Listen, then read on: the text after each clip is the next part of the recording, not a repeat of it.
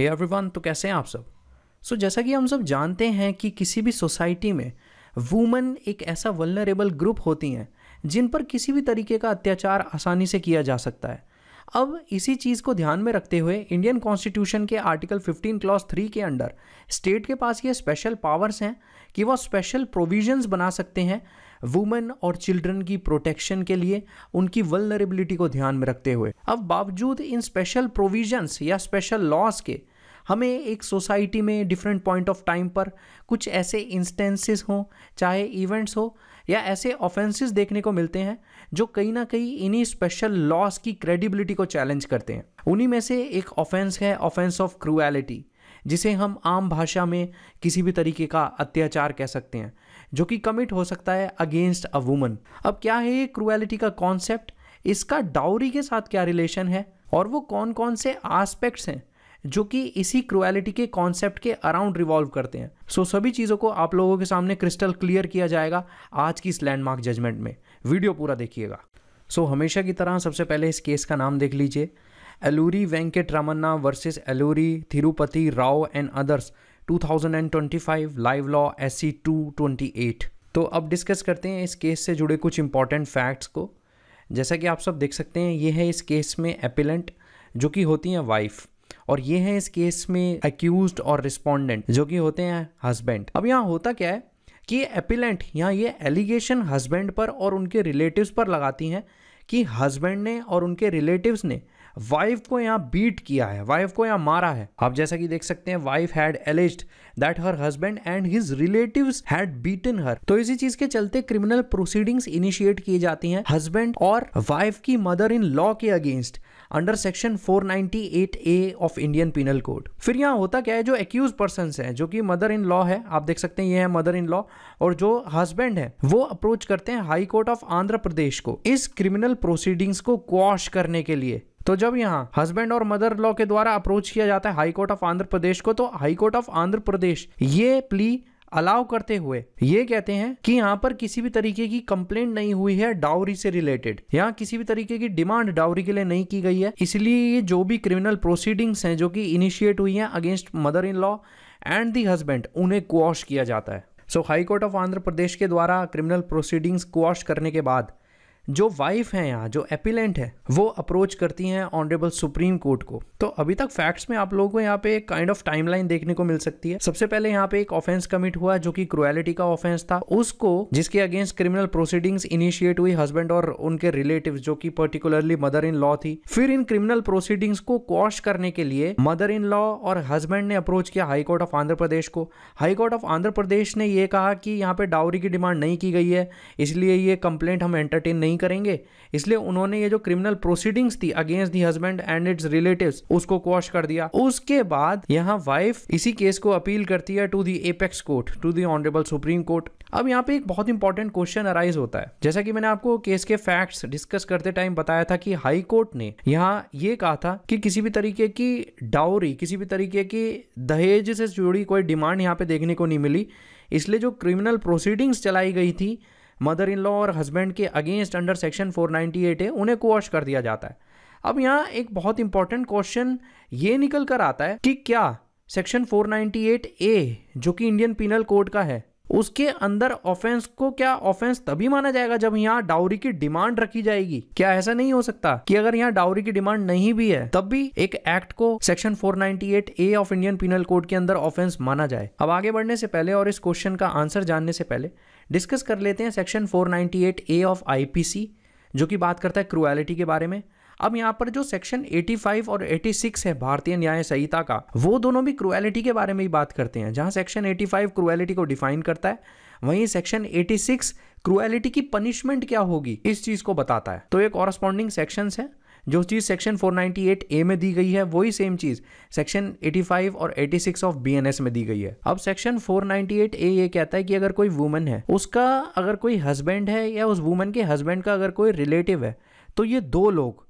Husband या husband का कोई रिलेटिव, अगर ये दोनों या इन दोनों में से कोई भी वुमन के ऊपर अत्याचार करता है, वुमन के ऊपर किसी भी तरीके की क्रुएलिटी करता है, तो उस सिचुएशन में इस चीज़ को 498A के अंडर एक ऑफेंस माना जाएगा और जो पर्सन यहाँ ऐसा कर रहा है उसे मैक्सिमम 3 साल तक की सज़ा हो सकती है और उस पर फाइन भी इम्पोज किया जा सकता है। अब यहाँ सवाल ये उठता है कि क्रुएलिटी किस चीज़ को कहा जाएगा, किस चीज़ को यहाँ अत्याचार माना जाएगा। अब एक्सप्लेनेशन जो है सेक्शन 498A का वो ये बताता है क्रुएलिटी कहते किसे हैं। अब एक्सप्लेनेशन ए जो यहाँ है वो सिंपली ये कहती है कि किसी भी तरीके का विलफुल कंडक्ट, अपनी मर्जी से किया गया कोई भी कार्य है और वो कार्य अगर कुछ ऐसे नेचर का है, कुछ इस तरीके का है जो कि वुमन को मजबूर कर दे सुसाइड करने के लिए या खुद पर इंजरी पहुंचाने के लिए, और वो इंजरी ग्रेव इंजरी है, जो इंजरी उसकी लाइफ के लिए, वुमन की लाइफ के लिए बहुत खतरनाक है। वो इंजरी या तो मेंटल हो सकती है या फिजिकल हो सकती है। तो उस सिचुएशन में ये माना जाएगा कि वो विलफुल कंडक्ट, वो अपनी इच्छा से किया गया कार्य क्रुएलिटी है। एक्सप्लेनेशन बी ये कहता है कि अगर वुमन पे किसी भी तरीके का हरासमेंट किया जा रहा है और वो हरासमेंट इस उद्देश्य से, इस व्यू से किया जा रहा है कि या तो वुमन या वुमन से जुड़ा हुआ कोई ऐसा पर्सन जो कि वुमन से रिलेटेड है, इन दोनों को कोर्स किया जा रहा है, इन दोनों को फोर्स किया जा रहा है कोई अनलॉफुल डिमांड पूरी करने के लिए। मान लीजिए यहाँ पे एक वुमन है, वुमन का हस्बैंड या वुमन के ब्रदर, वुमन का जो भाई है उससे ये कहता है कि भाई मुझे एक फ्लैट चाहिए जो कि इतने इतने रुपयों का है, और जो हस्बैंड है वो बार बार फोर्स करता है वुमन के ब्रदर को ये डिमांड पूरी करने के लिए। तो इस चीज़ को भी यहाँ पे क्रुएलिटी ही माना गया है। अगर किसी भी तरीके का कोअर्जन, किसी भी तरीके की फोर्स दिखाई जाती है वुमन के ऊपर या वुमन से रिलेटेड कोई एक ऐसा पर्सन है उसके ऊपर कोई अनलॉफुल डिमांड पूरी करवाने के लिए, जो डिमांड यहाँ पे प्रॉपर्टी की हो सकती है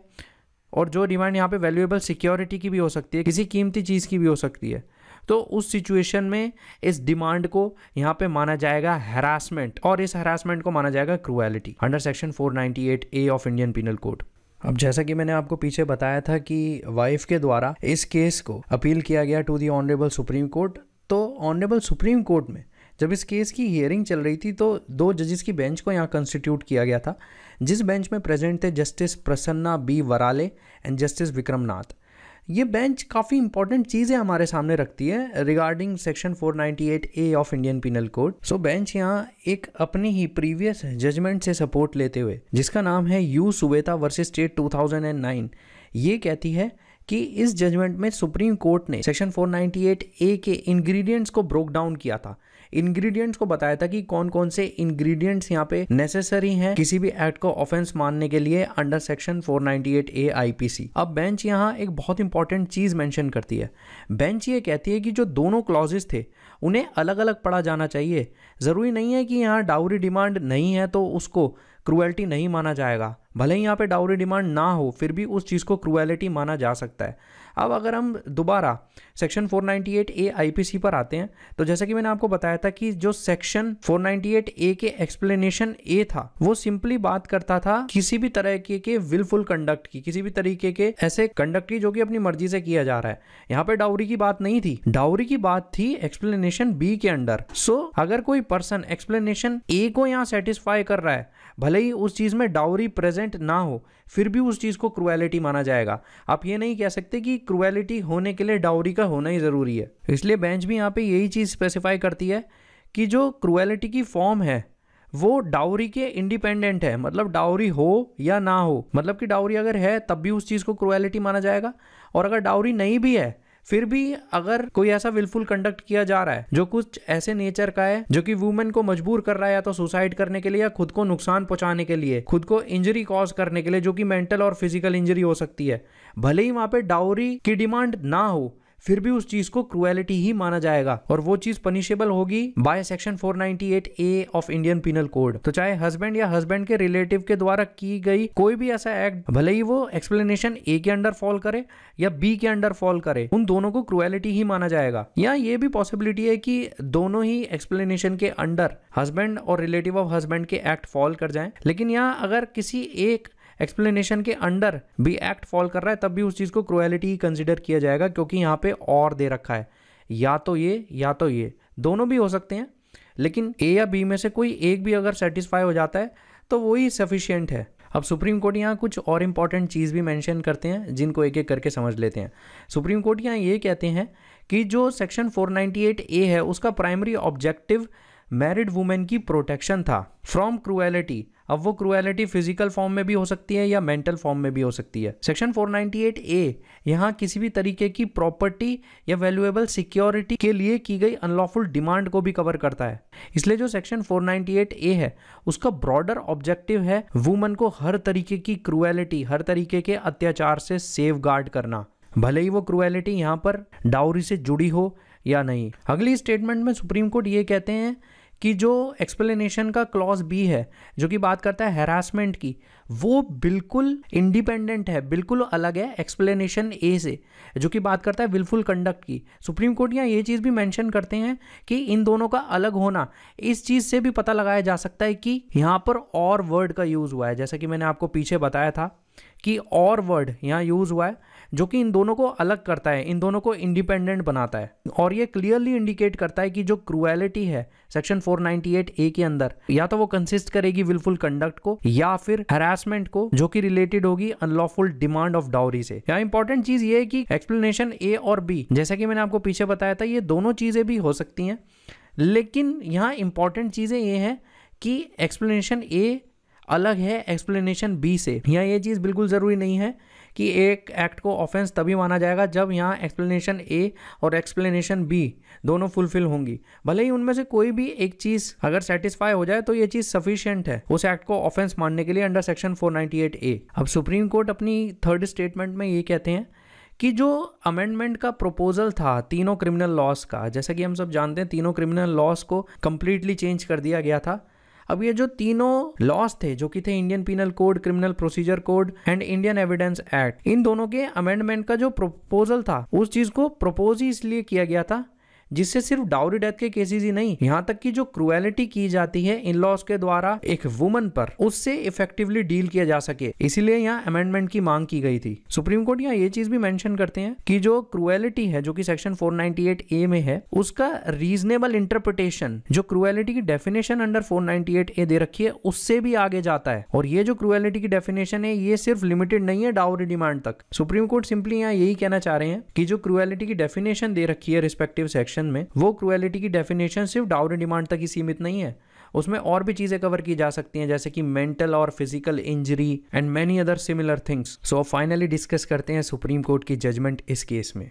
तो सुप्रीम कोर्ट यहाँ ये कहते हैं कि high court of Andhra Pradesh यहाँ ये बताने में फेल कैसे हो गए कि जो एपिलेंट हैं, जो वाइफ हैं, उनकी एलिगेशंस को यहाँ पे क्रूएल्टी क्यों ना माना जाए। मतलब जो भी वाइफ को यहाँ बीट किया गया है, पीटा गया है हस्बैंड्स और मदर इन लॉ के द्वारा, उस चीज को यहाँ पे क्रूएलिटी क्यों ना माना जाए, इस चीज को high court of Andhra Pradesh बताने में फेल क्यों हो गए। सुप्रीम कोर्ट ये भी कहते हैं कि जो हाई कोर्ट की डिसीजन थी क्रिमिनल प्रोसीडिंग को क्वॉश करने की, वो बिल्कुल गलत थी। जैसा कि मैंने आपको केस के फैक्ट्स डिस्कस करते टाइम बताया था कि हस्बैंड और उनकी मदर इन लॉ ने यहाँ पे वाइफ को मारा, उसके बाद यहाँ पे क्रिमिनल प्रोसीडिंग्स इनिशिएट हुई मदर इन लॉ और हस्बैंड के अगेंस्ट। फिर यहाँ पे जो मदर इन लॉ है और हस्बैंड है उन्होंने अप्रोच किया high court of Andhra Pradesh को। High court of Andhra Pradesh ने यहाँ पे ये जो क्रिमिनल प्रोसीडिंग इनिशिएट हुई थी मदर इन लॉ और हस्बैंड के अगेंस्ट उसे ही क्वॉश कर दिया, ये कहते हुए कि यहाँ पे डाउरी की तो डिमांड हुई नहीं है, दहेज तो मांगा नहीं गया है, इसीलिए हम इन प्रोसीडिंग्स को क्वॉश कर रहे हैं। तो सुप्रीम कोर्ट यहाँ ये कहते हैं कि ये जो क्रिमिनल प्रोसीडिंग्स क्वॉश की हैं हाई कोर्ट ने,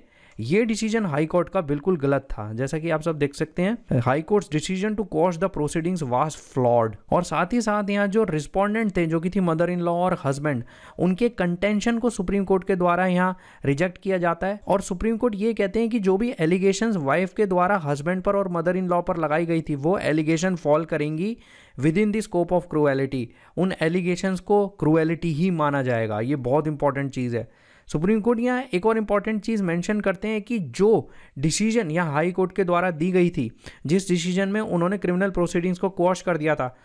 उस जजमेंट को, उस high court of Andhra Pradesh की जजमेंट को सुप्रीम कोर्ट यहाँ सेट असाइड करते हुए दोबारा से क्रिमिनल प्रोसीडिंग्स को इनिशिएट कर देते हैं against the husband and mother in law under section 498A of Indian penal code. तो अब आते हैं उस क्वेश्चन के ऊपर जो कि हमने आप लोगों के सामने यहाँ रखा था